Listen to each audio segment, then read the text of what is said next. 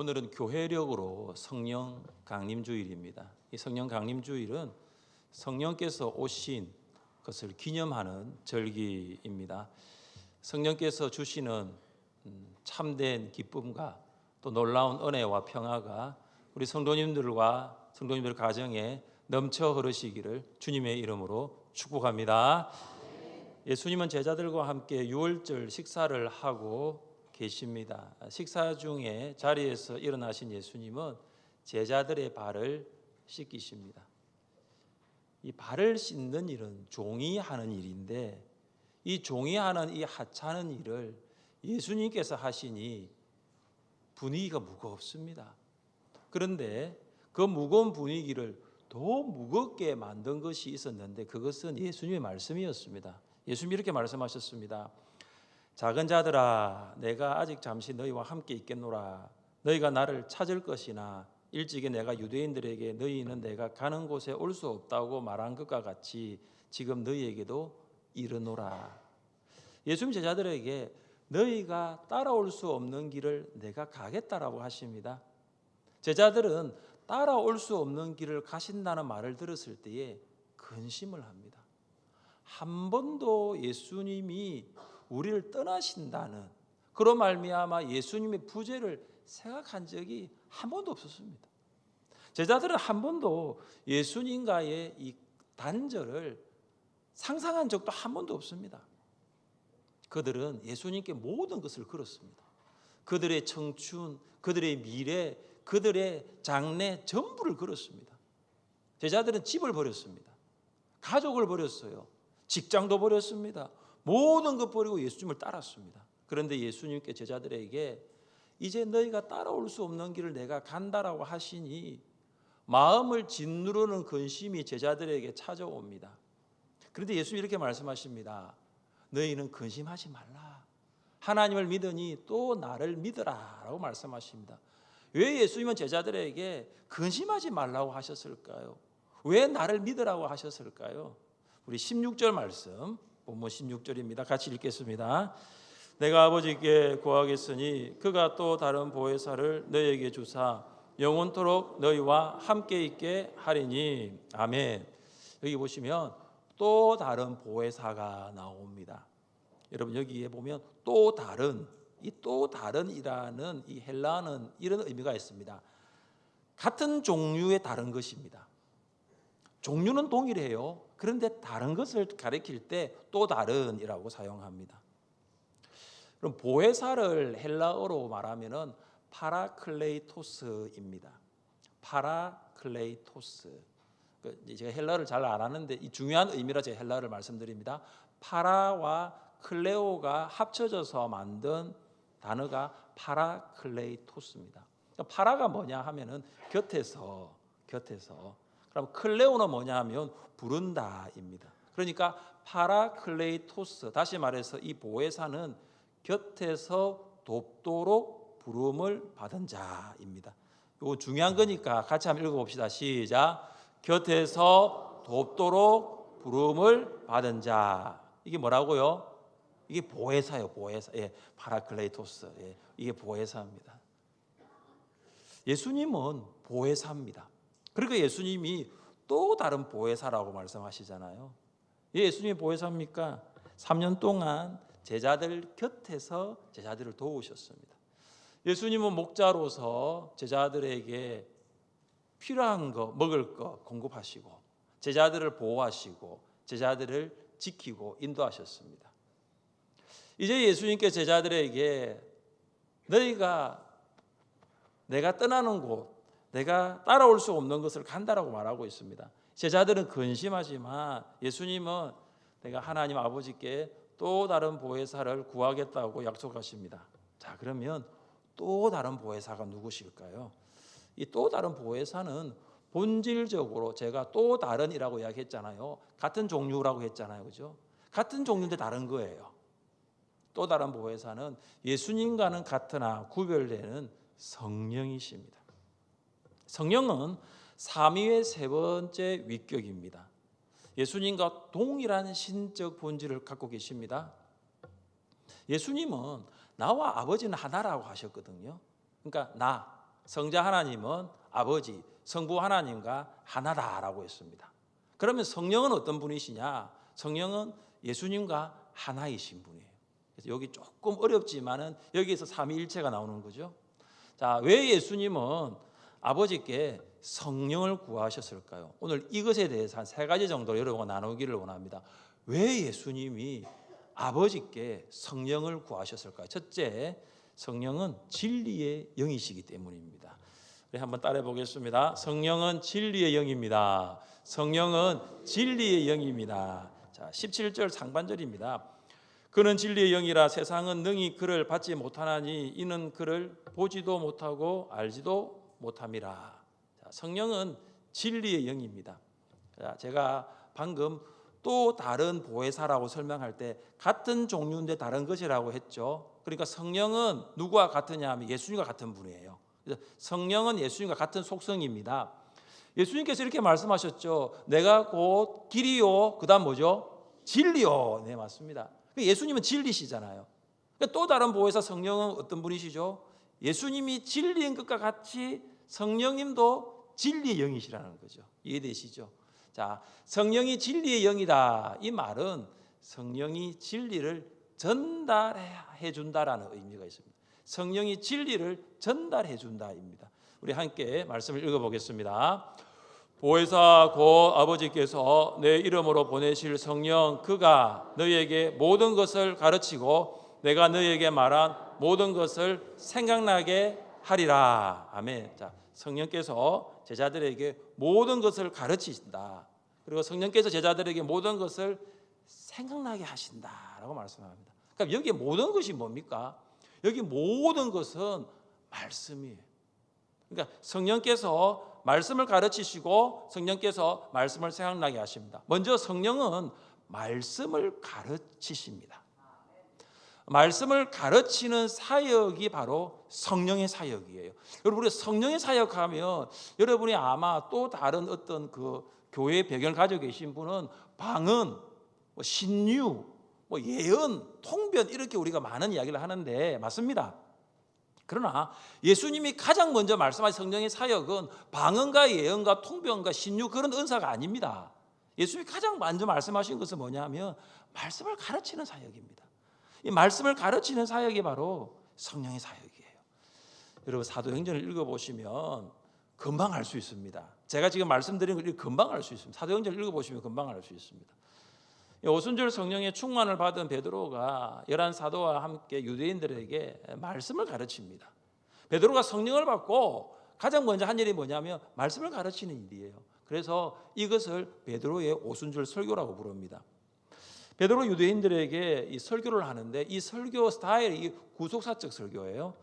하나님은 죄인을 구원하기 위하여 계획을 가지고 계셨습니다.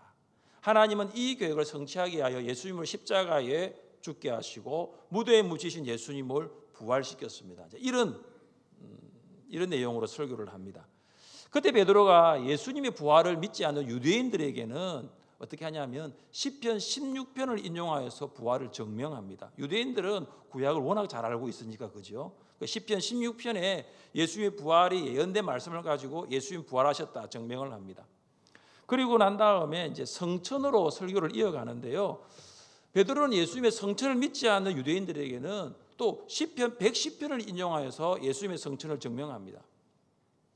나중에 여러분 시간 있으시면 사도행전 2장을 한번 읽어보십시오. 사도행전 2장이 베드로의 설교, 베드로의 오순절 설교가 나오는데 이 베드로의 오순절 설교에는 어떤 내용이냐 하면은 말씀을 가르치는 성령의 사역이 굉장히 강하게 있습니다. 제가 인용하지 않는 말씀도 있습니다. 요엘서 말씀도 베드로가 인용합니다. 그러니까 베드로의 설교에는 무엇이 있느냐? 말씀을 가르치는 성령의 사역이 있었다라는 것이죠. 사랑하는 성도 여러분, 이 세상의 관점에서 보면 베드로는 어떤 사람이었느냐? 갈릴리 어부입니다. 학문 없는 아주 평범한 범인이었죠. 베드로를 향해서 학문 없는 범인이라고 말한 사람이 누구냐면 유대인들이었습니다. 그러니까 유대인들이 보기에도 베드로는 아주 평범한 사람이에요. 베드로는 랍비 학교에서 전문적인 교육을 받은 적이 없습니다. 그런데 여러분, 베드로가 이 유대인들에게 이런 설교를 할 수 있었던 것은 진리의 영이신 성령의 사역인 줄 믿습니다. 이 성령의 사역이라는 거죠. 그러니까 성령께서 베드로에게 말씀을 가르친 것입니다. 구두 수성공이었던 D.L. 무디를 아십니까? 여러분, 이 D.L. 무디는 신학 공부를 하지 않았습니다.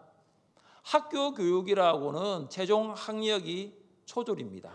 초등학교 졸업장밖에 없습니다. 그런데 무디가 새벽 4시에 일어나서 기도하고 성경을 공부합니다. 무디에게 이 부지런함이 있었거든요. 그래서 무디는 그의 평생 동안, 여러분 놀라지 마십시오, 이응명에게 하나님의 말씀을 전합니다. 초등학교 졸업장을 가진 무디가 2억 명이나 넘는 이 많은 사람들에게 말씀을 전할 수 있었던 것도 진리의 영이신 성령의 사역인 줄 믿습니다. 성령께서 무디에게 말씀을 가르치신 것입니다.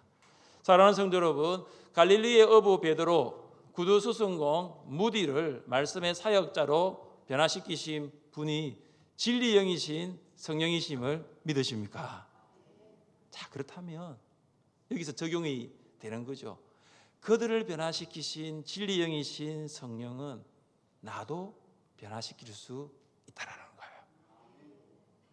나도 변화될 수 있다는 거죠. 저는 진리 영이신 성령께서 역사하시면 여러분을 베드로와 같이, 무디와 같이 변화시키는 줄 확실히 믿습니다. 할렐루야. 저는 하늘샘교회에 이미 이런 성령의 사역이 일어나고 있다고 알고 있습니다. 우리 교회에는 신학을 전문적으로 공부하지 않는 평신도 말씀 사역자들이 계십니다. 그들이 성경을 어떻게 공부하냐면 귀납적 성경 공부 원칙에 따라 공부합니다. 여러분, 귀납적 성경은 어떤 거냐 하면은 말씀을 관찰하고 연구 묵상해서 그것을 적용까지 하는 거예요. 연구한 말씀을 성도들과 함께 나누고 또한 은혜를 누립니다. 제가 지금 이야기하고 있는 이 평신도 말씀 사역자들이 누구일까요? 네, 잘하시네요. 큐티방 리더들입니다. 여러분, 신학을 공부하지 않았어요. 신학을 공부하지 않았습니다. 그런데 큐티방 리더들이 평신도 말씀 사역자로서 진리의 영이신 성령의 사역을 지금 하고 있는 거예요. 성령께서 큐티방 리더들에게 말씀을 가르쳐서 하늘샘 교회의 평신도 말씀 사역자가 되게 하신 것입니다.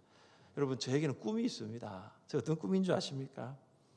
지금보다 더 많은 평신도 말씀 사역자들이 세워져서 하늘샘 교회가 말씀과 성령으로 사람을 변화시키는 교회 되는 꿈이 저의 꿈이에요.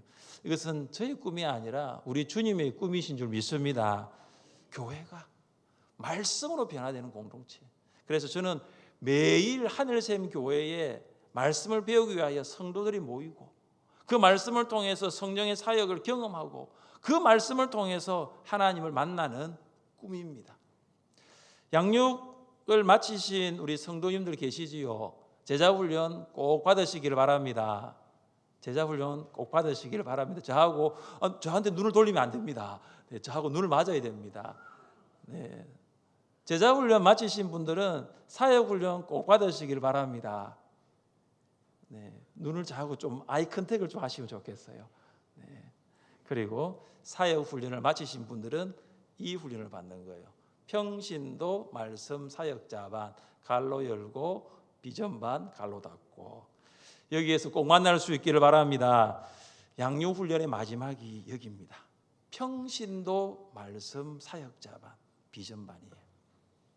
평신도 말씀 사역자를 통해서 하늘샘 교회가 진리 영이신 성령의 사역으로 충만한 교회 될 수 있기를 주님의 이름으로 축복합니다. 성령은 말씀을 기억나게 하십니다. 성령은 제자들에게 말씀을 기억나게 하셔서 제자들은 신약 성경을 기록합니다. 성령의 사역이 아니었다면 제자들은 결코 성경을 기록하지 못했을 것입니다. 그래서 성령의 사역은 곧 성령의 감동입니다. 모든 성경은 하나님의 감동으로 된 것으로 교훈과 책망과 바르게 함과 의로 교육하기에 유익하니. 성경은 성령의 감동으로 기록되었습니다. 성령의 감동이 없었다면 성경은 결코 기록될 수 없었습니다. 자, 그렇다면 2000년 전은 성령의 감동으로 성경이 기록되었다면 우리는 이제 어떻게 성경을 이해할 수 있을까요? 같이 말씀을 읽어보겠습니다. 진리의 성령이 오시면 그가 너희를 모든 진리 가운데로 인도하시리니 그가 스스로 말하지 않고 오직 들은 것을 말하며 장래 일을 너희에게 알리시리라. 아멘. 자, 성령은 어떤 영이라고요? 진리의 영이에요. 그러니까 성령이 어디로 인도하죠? 진리 가운데로 인도하는 거예요. 성령은 진리의 영이니까 진리 가운데로 인도합니다. 성령이 우리를 진리 가운데로 인도하는 것은 말씀을 통해서 하나님의 뜻을 깨닫게 하시는 거예요. 여러분, 이것이 성령의 조명입니다. 한번 따라해 보십시오. 성령의 조명, 성령의 조명. 자, 성경은 성령의 감동으로 기록되었고 우리는 성령의 조명으로 이해할 수 있는 것이죠. 그래서 시편 성도는 이렇게 기도했습니다. 내 눈을 열어서 주의 율법에서 놀라운 것을 보게 하소서. 같이 한번 읽어볼까요? 기도하는 마음으로 시작. 내 눈을 열어서 주의 율법에서 놀라운 것을 보게 하소서. 한번 더 할까요? 내 눈을 열어서 주의 율법에서 놀라운 것을 보게 하소서. 이게 성령의 조명이에요. 이런 눈으로는 안 돼요. 이 눈으로는 안 된단 말이에요. 성령께서 우리의 눈을 여실 때, 우리의 영안을 여실 때, 우리 영적인 눈을 여실 때 주의 말씀에서 하나님의 음성을 듣고 볼 수 있는 거예요. 여러분, 매일 성경을 읽을 때, 양육 훈련에서 성경을 공부할 때 이 시편 119편 방금 28절 말씀, 내 눈을 열어서 주님 내 눈을 열어주셔서 주의 율법에서 주님 이 말씀에서 놀라운 것을 보기를 원합니다. 여러분, 기도해 보십시오. 정말 놀라운 것이 보여질 것입니다. 제가 매주 주일날 설교를 하잖아요. 제가 어떻게 설교를 준비하겠습니까? 이 또한 성령의 조명이에요.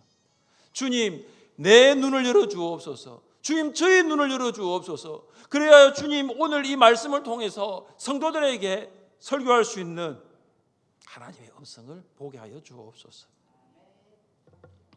성령의 조명이 있을 때에 하나님 아버지께서 우리에게 주시는 뜻을 제대로 깨달을 수 있습니다. 진리의 영이신 성령께서 말씀을 가르치고 알게 하시는 사역이 여러분과 함께 하시기를 주님의 이름으로 축복합니다. 둘째, 왜 예수님은 아버지께 성령을 구하셨을까요? 둘째는 성령은 내주하시기 때문입니다. 한번 따라해 보겠습니다. 성령은 내주하십니다. 성령은 내주하십니다. 자, 17절 말씀을 함께 읽겠습니다. 17절입니다. 그는 진리의 영이라 세상은 능히 그러나 너희는 그를 안 하니 그는 너희와 함께 가심이요 너희 속에 계시겠습니다. 아멘. 자, 세상 사람은 성령을 알지도 못합니다. 성령을 받지도 못합니다. 그러나 제자들은 성령을 알고 성령을 받습니다. 예수님이 세상에 오셨을 때 세상 사람들은 예수님을 영접하지 않았습니다. 그러나 제자들은 예수님 영접했습니다. 그래서 예수님은 성령이 제자들과 함께 계시고 그리고 제자들 속에 계시겠다고 하십니다. 이것이 성령의 내주입니다. 성령의 내주는 바로 은혜입니다. 성령은 이미 창조 이전부터 세상에 계셨고 구약 시대에도 계셨습니다. 그런데 예수님처럼 성령이 제자들과 함께 거하시고 제자들과 함께 계실 것이라고 말씀된 적은 한 번도 없습니다. 그래서 오순절 성령 강림을 기준으로 오순절 전과 오순절 후의 성령의 사역에는 아주 큰 차이가 있는데 그 큰 차이가 뭐냐 하면 성령의 내주입니다. 성령께서 제자들 안에 계시기에 성령께서 내주하시기에 제자들은 결코 혼자가 아닙니다. 18절입니다. 내가 너희를 고아와 같이 버려두지 아니하고 너희에게로 오리라. 여러분, 고아는 어떤 사람입니까? 부모님 없는 분, 부모님의 버림받은 분, 부모님 없는 사람이 고아잖아요. 제자들은 이 고아라는 말을 들었을 때에 2000년 전 이 지중해 바닷가에서 구걸하던 이 아이들을 생각했을 것입니다. 그때는 부모에게 버림받은 아이들이 참 많았거든요. 예수님이 따라올 수 없는 길을 가신다고 하셨을 때 제자들은 우리 이제 예수님으로부터 버림받은 거 아니냐? 3년 동안 예수님 따라다녔는데 이제 우리 고아된 거 아닌가? 이런 생각을 했을 것입니다. 그래서 이제 우리 어떻게 살아가지? 예수님 가시면 우리 이제 어떻게 살아가지? 막막했을 수도 있습니다. 그런데 예수님이 어떤 말씀하십니까? 내가 너희를 고아와 같이 버려두지 아니하고 너희에게로 오리라. 예수님은 십자가에서 죽으신 후 부활하셔서 제자들에게 오십니다. 예수님의 영이신 성령은 제자들과 함께 계시고 뿐만 아니라 제자들 안에 계십니다. 제자들은 더 이상 고아가 아닙니다. 그들은 더 이상 혼자가 아닙니다. 성령께서 내주하십니다. 제자들은 이 성령의 내주를 통해서 날마다 교회에 모여 예배했습니다. 제자들은 이 성령의 내주하심을 통해서 목장으로 모여 성도들과 교제를 했어요. 제자들은 이 성령의 내주하심을 믿고 예수님 안에서 온전한 자로 양육되는 훈련을 받았습니다. 제자들은 성령의 내주하심을 신뢰하면서 예수님의 십자가와 부활이라는 이 복음을 담대하게 전할 수 있었습니다. 제자들은 성령의 내주하심으로 서로의 물건을 나누고 섬김으로 이웃을 사랑할 수 있었습니다. 제자들은 성령의 내주하심을 통해서 주후 64년부터 313년까지 249년 동안 있었던 그 길고 긴 박해도 성령의 내주하심으로 기쁨으로 견디고 참을 수가 있었습니다. 이 모든 것은 성령의 내주입니다. 여러분이 성령의 내주하심, 성령이 나와 함께 계시고 성령이 내 안에 계신다는 것을 확신하면 신앙생활은 완전히 달라집니다. 성령의 내주를 통해서 우리가 한 가지 확신할 수 있는 것은 뭐냐? 하나님과의 관계라는 거죠. 성령이 내 안에 계시면 내가 하나님과 어떤 관계가 있는가를 분명히 알 수 있습니다. 같이 한 말씀 읽어보겠습니다. 너희는 다시 무서워하는 종의 영을 받지 아니하고 양자의 영을 받았으므로 우리가 아빠 아버지라 부르짖느니라. 성령이 친히 우리의 영과 더불어 우리가 하나님의 자녀인 것을 증언하시나니. 할렐루야, 할렐루야. 성령의 내주를 확신한다며 하나님은 내 아버지가 되는 거예요. 하나님은 나의 아버지가 되시고 그래도 고아가 아니라는 거예요. 그리고 나는 하나님의 자녀가 되는 거예요. 성령의 내주를 통해서 알 수 있는 비밀이 여기에 있습니다. 하나님은 내 아버지고 나는 하나님의 자녀라는 거죠. 우리가 오늘 교회에 모여 예배하는 것은 아버지께 예배드리는 거예요. 아버지의 집에서 아버지께 예배드리는 거예요. 우리가 매주 목장으로 모여서 모임을 갖는 것은 무엇입니까? 하나님을 아버지라고 부르는 자들이 나누는 교제입니다. 여러분, 목장 모임에서는 아버지의 마음을 알아야 돼요. 아버지의 기쁨이 되는 이야기들이 나누어져야 되고 아버지를 감동시키는 그런 순서들이 목장 모임에 있어야 됩니다. 여러분, 세상에 어떤 것도 목장 모임에 들어오면 안 됩니다. 왜냐하면 목장 모임이 어떤 모임이냐? 하나님을 아버지라고 부르는 자녀들의 모임이기 때문입니다. 다음 주 우리가 뭐 하죠? 5.16 목장 총출석주의. 여러분, 총출석이에요. 이거 우리 왜 하는지 아십니까? 여기가 교회입니다. 자, 교회는 아버지의 집이라 그랬죠. 여러분 지금 여러분 아버지 집에 계시잖아요. 근데 아버지 집에 계시지 않은 목원들이 있지요. 있습니까? 없습니까? 있습니다. 어디에 있습니까? 집에 있겠죠. 네, 세상에 있겠죠. 오늘 어딘가에 있겠죠. 그분들을 찾아서 그분들을 데리고 아버지의 집으로 오는 거예요. 아버지의 집으로 오는 거. 그게 목장 총출석 주일입니다. 사랑하는 성도 여러분, 여러분 장기 결석한 목원들이 이 아버지의 집에서 마지막으로 예배드렸던 날 언제인 줄 기억하고 계십니까? 여러분, 그들이 아버지의 집에 모여서 함께 찬양하고 기도하였던, 함께 식사하고 교제하였던 그 주일이 마지막이 언제였다는 여러분 아세요? 5.16 목장 총수석 주일이 이제 한 주 남았는데요. 하나님의 아버지의 마음으로 결석 중인 우리 목원들 아버지의 집으로 데려올 수 있으면 좋겠습니다. 이유는 한 가지입니다. 그들이 우리의 형제이기 때문에. 성도이기 전에 우리의 형제, 우리의 자매예요. 우리의 가족입니다. 우리는 예수님의 피로 맺어진 하나님의 가족입니다. 여러분, 여러분의 자녀가 몇 달 동안 집에 나가 깜깜무소식인데 여러분 답답하지 않습니까? 우리의 성도들이, 우리의 목원들이 지금 몇 달째 이 교회에 나와서 하나님을 예배하지 않는데 여러분 우리 마음이 어떻습니까? 가족이 가족에게 전화를 하면 전화 받는 것, 가족이 가족에게 문자를 보내면 문자 받는 것, 이게 가족 아닙니까? 저는 장기 결석 중인 목원들을 가족으로 보고 있습니다. 그래서 저는 아버지의 집으로 초청하여서 예배 드리고 싶은 거예요. 여러분이 정말로 성령의 내주를 믿으신다면 내가 하나님의 자녀인가 동시에 그들 또한 하나님의 자녀입니다. 성령의 내주하심을 통해서 하나님을 나의 아버지, 또 나는 하나님의 자녀인 것을 알아 하나님 아버지를 기쁘게 해드리는 그러한 삶 살아갈 수 있기를 주님의 이름으로 축복합니다. 왜 예수님은 아버지께 성령을 구하셨을까요? 셋째, 성령은 순종하도록 도우시기 때문입니다. 성령은 도우십니다. 한번 따라해 보겠습니다. 성령은 도우십니다. 성령은 도우십니다. 아까 제가 성령을 뭐라 그랬죠? 예? 파라클레이토스, 또 성령을 보혜사, 그러면서 뜻을 제가 말씀드렸죠. 어떤 거죠? 성령은 곁에서 돕도록 부름을 받은 자, 돕는 분이에요. 성령은 제자들 곁에서 돕는 분입니다. 성령은 제자들이 무엇을 도우십니까? 우리 21절 말씀을 같이 읽겠습니다. 21절입니다. 나의 계명을 지키는 자라야 나를 사랑하는 자니 나를 사랑하는 자는 나도 그를 사랑하여 그에게 나를 나타내리라. 아멘.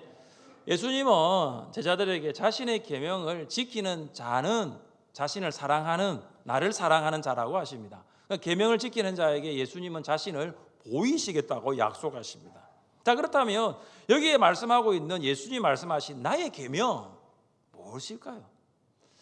한 율법사가 예수님을 시험하기 위하여 이렇게 물었습니다. 선생님, 율법 중에서 어느 계명이 가장 큰 계명입니까? 여러분 아시죠? 그때 예수님이 대답을 보면 예수님 말씀하신 나의 계명이 무엇인 줄 알 수 있습니다. 예수님이 이렇게 말씀하셨죠. 내 마음을 다하고 목숨을 다하고 뜻을 다하여 주 너희 하나님을 사랑하라 하셨으니 이것이 크고 첫째 되는 계명이요 둘째도 그와 같으니 내 이웃을 내 자신같이 사랑하라 하셨으니 이 두 계명이 온 율법과 선지자의 강령이니라. 예수님의 계명 뭡니까? 하나님 사랑, 또 뭐죠? 이웃 사랑. 예수님의 계명은 마음을 다하여 목숨을 다하여 뜻을 다하여 하나님 사랑하고, 예수님의 계명은 이웃을 내 몸과 같이 사랑하는 것입니다. 마음과 목숨과 뜻은 분리될 수 없는 전인적 요소죠. 우리는 흔히 이런 말을 사용할 때가 있습니다. 몸 따로 마음 따로. 그죠? 근데 마음은 저기 있는데 이 몸이 따라가지 않는다라는 것이죠. 우리 제6회 올림 한마당에서 아마 계주를 하면 좋겠는데요. 제가 계주를 할 때 잘 보니까요. 마음은 저기 있는데 몸은 여기 있더라고요. 제가 그 마음을 압니다. 빨리 가고 싶은데 마음은 이미 저기 가는데 몸은 여기서 이제 가는 거예요. 여러분, 계주할 때는 그럴지 몰라도 하나님 사랑은 그렇게 하시면 안 됩니다.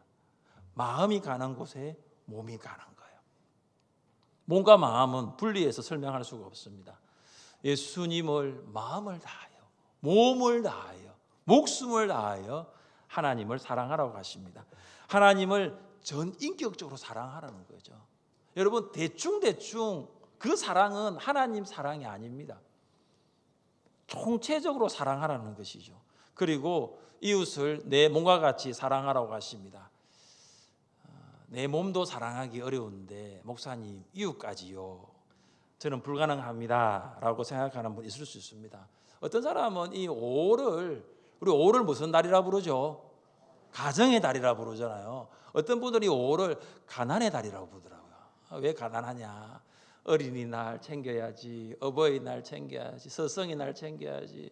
내일 모레가 5월 21일인데요. 5월 21일은 무슨 날입니까?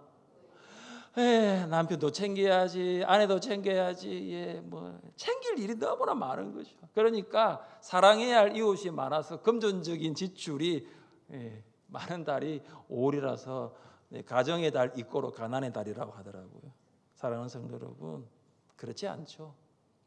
여러분, 우리가 어떻게 하면 몸 따로 마음 따로가 아니라 몸과 마음을 다해 하나님 사랑하라는 이 계명 순종할 수 있을까요? 우리 어떻게 하면 이웃을 내 몸과 같이 사랑하라는 이 계명을 순종할 수 있을까요? 성령의 도우심입니다. 여러분, 성령의 도우심.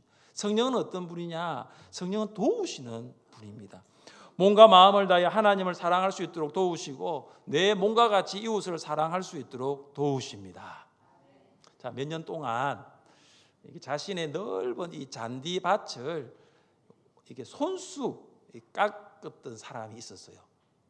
그냥 손으로 혹은 도구를 통해서, 도구로 해봤자 뭐 낫 정도 되겠죠. 그걸 손수 잔디밭을 깎았습니다. 너무 힘들잖아요. 그래서 이제는 기계를 사야 되겠다. 풀 베는 기계를 사야 되겠다 결심을 했습니다. 그래서 그 기계를 이제 운반한 사람이 그 집에 왔습니다. 기계를 조작하는 방법을 가르쳐주고 지금 여기 기름을 많이 넣어놨습니다. 이렇게 알려줍니다. 이 사람이 이제 기계를 운반한 사람이 다 가고 나서 이제 자기가 한번 해보려고 하는데요. 안 되는 거예요. 분명히 된다고 했는데 엔진이 작동이 되지 않는 겁니다. 여기저기 보아도 안 되는 거죠. 그때 마침 이웃 사람이 와서 묻습니다. 무슨 일이 있습니까? 물으니까 그 이웃이 한번 살펴보는 거죠. 살펴보면 문제가 없는 거죠. 그러면서 한 가지를 탁 누르는데 그것이 뭐냐면 시동 버튼이었어요. 시동 버튼을 딱 누르니까 부르르 하고 이제 엔진이 돌아가는 것입니다. 이 사람 지금 뭐 했냐면요, 지금까지 시동 버튼 누르지 않고 계속 기계가 왜 안 되지 작동시키려고 온갖 노력을 했던 것이죠. 저는 이 이야기를 읽으면서 우리에게 있어 성령은 어떤 분이신가, 마치 이 기계의 시동 버튼과 같다라는 거죠. 우리가 아무리 그리스도의 삶을 살려고, 내가 하나님 사랑하려고, 내가 이웃 사랑하려고 해도요 안 됩니다. 왜냐? 성령의 시동 버튼을 누르지 않았기 때문이에요. 성령의 도우심을 구하지 않았기 때문이죠. 성령의 도우심을 의지하지 않았기 때문입니다. 우리가 성령의 도우심을 의지할 때에 우리는 그리스도의 말씀을 순종하며 살아갈 수 있습니다. 5월 26일 목장 총출주도 마찬가지죠. 우리 힘으로 될 수 없습니다. 한 주간 목장에서 릴레이로 기도 힘쓰시고, 이번에 한 주는 가정에서 또 목장으로 모이셔서 힘쓰시고 성령의 도우심을 구하십시오. 사랑하는 성도 여러분, 예수님이 아버지께 성령을 구하신 이유가 무엇입니까? 성령은 진리의 영입니다. 우리에게 말씀을 가르치시기 때문이에요. 성령의 감동으로 기록된 성경을 이해하고 알게 하기 위해서 성령의 조명을 기도하십시오. 성령께서 내주하십니다. 우리는 하나님을 아버지라 부를 수 있고 우리는 하나님의 자녀입니다. 하나님 아버지의 집을 떠나 살아가고 있는 목원들이 함께 나와 이 아버지의 집에서 함께 예배 드릴 수 있기를 원합니다. 성령께서 우리를 도우십니다. 성령의 도우심으로 한 주간 승리하시기를 주님의 이름으로 축복합니다. 우리 자리에 일어나셔서 찬양합시다.